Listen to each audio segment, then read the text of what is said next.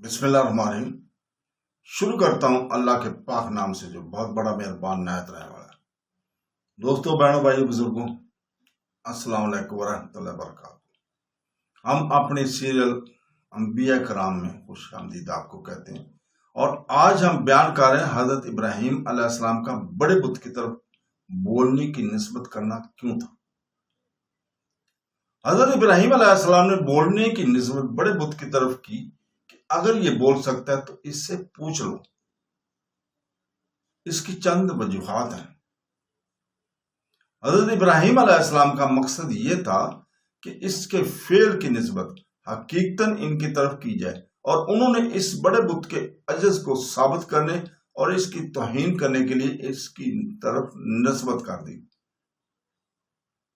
Number 2 पे हजरत इब्राहीम अलैहिस्सलाम ने इस बड़े बुत की तरफ तोड़ने की निस्बत बतौर सबब की है, क्योंकि आप अलैहिस्सलाम के पास गैब व गजब और बुत तोड़ने का सबब वो बड़ा बुत था, क्योंकि इसकी बहुत तज़ीम ज्यादा की जाती थी और पूजा की जाती थी। तो इसकी पूजा को बातिल करने के लिए आप अलैहिस्सलाम ने इन छोटे बुतों को तोड़ने की निस्बत बड़े बुत की तरफ कर दी थी। नंबर 3 पे हजरत इब्राहीम अलैहिस्सलाम ने इनके मजहब के एतबार से फरमाया, ये काम इसी ने किया है, तुम इस बड़े बुत से इस फेल के सादर होने को क्यों अजीब समझ रहे हो और इसको क्यों इनकार कर रहे हो। जो अलवहियत का मदी हो और जिसकी पुरतशिश की जाती हो, क्या वो इतने से काम पर कादर नहीं है? क्या वो इन छोटे बुतों को नहीं तोड़ सकता? नंबर 4, जब उन्होंने हजरत इब्राहीम अलैहिस्सलाम से पूछा, ऐ इब्राहीम अलैहिस्सलाम, क्या तुमने ये काम किया है? तो आप अलैहिस्सलाम ने फरमाया, बिलफाला, इस पर वक्फ किया, क्योंकि इस पर वक्फ की अलामत काफ है। बल्कि इसने कहा कि यानी जिसके मुतल्लिक तुम्हारा गुमान है इसी ने तोड़ा है। इनका बड़ा यह है कि इससे तस्दीक कर लो। नंबर 5 पे जब उन्होंने सवाल किया, ऐ इब्राहीम अलैहिस्सलाम, क्या तुमने ये कार्रवाई की है? तो हजरत इब्राहीम अलैहिस्सलाम ने फरमाया, बिलफाल कबीर, बिलफाला कबीर हम, बल्कि यह काम इनके बड़े ने किया है। लोग ये समझे कि आप बुतों में से बड़े बुत कह रहे हैं, हालांकि आप अलैहिस्सलाम फरमा रहे थे जो इनमें से बड़ा है इसने किया। और इनकी कौम में बड़े खुद हजरत इब्राहीम अलैहिस्सलाम, क्योंकि नबी अपनी उम्मत में सबसे बड़ा होता है। और इस मैनी पर करीना यह है कि आप अलैहिस्सलाम ने कबीर हम फरमाया, कबीर हा नहीं फरमाया। अगर बुतों का बड़ा मुराद होता तो कबीर हा फरमाते, क्योंकि बुत गैर ज़ोबी अलकूल है।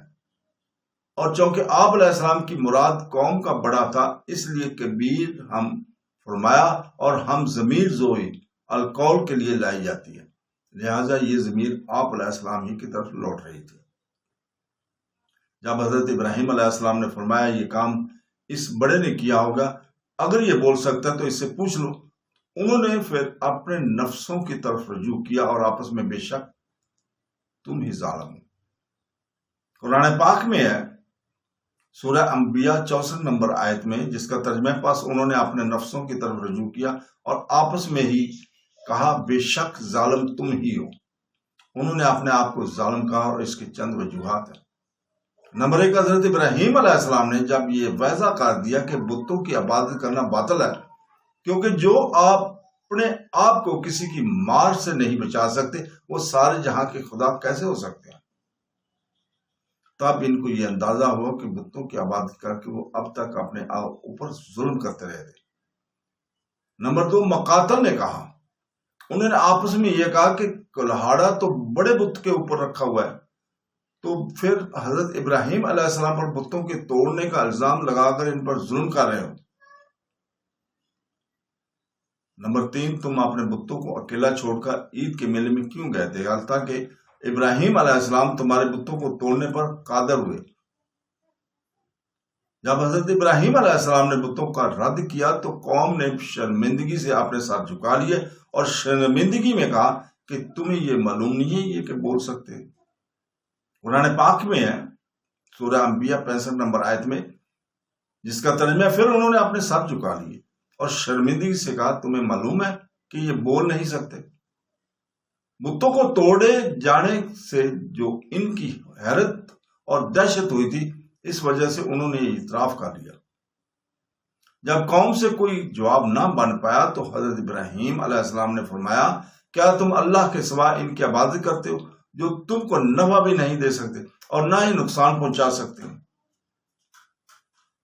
تف ہے تم پر اور ان پر جن کی تم اللہ تعالیٰ کو چھوڑ کر عبادت کرتے ہو، تو کیا تم عقل سے نہیں لے سکتے؟ قرآن پاک میں ہے سورہ انبیاء 66 اور 67 آیت میں، جس کا ترجمہ ہے فرمایا کیا تم اللہ کے سوا ان کی عبادت کرتے ہو جو نہ تم کو نفع دے سکتے ہیں نہ نقصان پہنچا سکتے ہیں؟ تف ہے تم پر اور ان پر جن کی تم اللہ کو چھوڑ کر عبادت کرتے ہو، سو کیا تم عقل سے کام نہیں لیتے؟ حضرت ابراہیم علیہ السلام نے ان کے جواب پر مذمت کی کہ تم ان کی عبادت کرتے ہو جو نہ تم کو نفع دے سکتے اور نہ ہی نقصان پہنچا سکتے۔ افسوس ہے تم پر اور ان پر جن کی تم اللہ تعالیٰ کو چھوڑ کر عبادت کرتے ہو۔ کچھ عقل کر لو، عقل سے کام لو۔ جب حضرت ابراہیم علیہ السلام نے قوم کو ہر طرف سے لاجواب کر دیا تو قوم نے کہا اس کو قتل کر دو یا جلا دو۔ حضرت ابراہیم علیہ السلام کو قرآن پاک میں ہے سورہ العنکبوت 24 نمبر آیت میں، جس کا ترجمہ سو ابراہیم کی قوم کا صرف یہ جواب تھا کہ اس کا قتل کر دو یا اس کو جلا دو۔ جو شخص کسی شخص کی دلائل کا معقولیت کے ساتھ جواب نہ دینے سے عاجز ہو جاتا ہے تو ہمیشہ سے اس کا یہی طریقہ رہا ہے کہ پھر وہ دھمکیوں پر اتر آتا ہے۔ اسی طرح جب فرعون حضرت موسیٰ علیہ السلام کے دلائل سے عاجز آ گیا تھا تو اس نے کہا تھا سورہ الشعراء 29 نمبر آیت میں، جس کا ترجمہ فرعون نے کہا اگر تم نے میرے سوا کسی اور کو معبود قرار دیا تو میں تم کو قیدیوں میں ڈال دوں گا۔ اسی طرح جب حضرت ابراہیم علیہ السلام کی قوم کے کفار حضرت ابراہیم علیہ السلام کے دلائل سے عاجز ہو گئے، انہوں نے کہا اس کو قتل کر دو یا اس کو جلا دو۔ ملاحظہ ہو آج بھی ایسا ہوتا ہے کہ جو فریق دوسرے فریق کا جواب نہ دے پائے تو وہ اس کو گالیوں اور عجیب باتیں کرنے پر اتر آتا ہے۔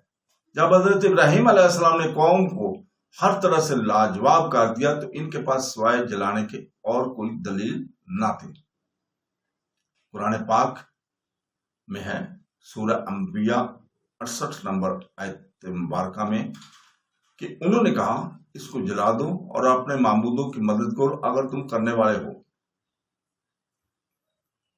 جب قوم سے کوئی جواب نہ بن سکا تو کہا کہ ان کے لیے عمارت بناؤ اور ان کو بھڑکتی ہوئی آگ میں ڈال دو، حضرت ابراہیم علیہ السلام کو۔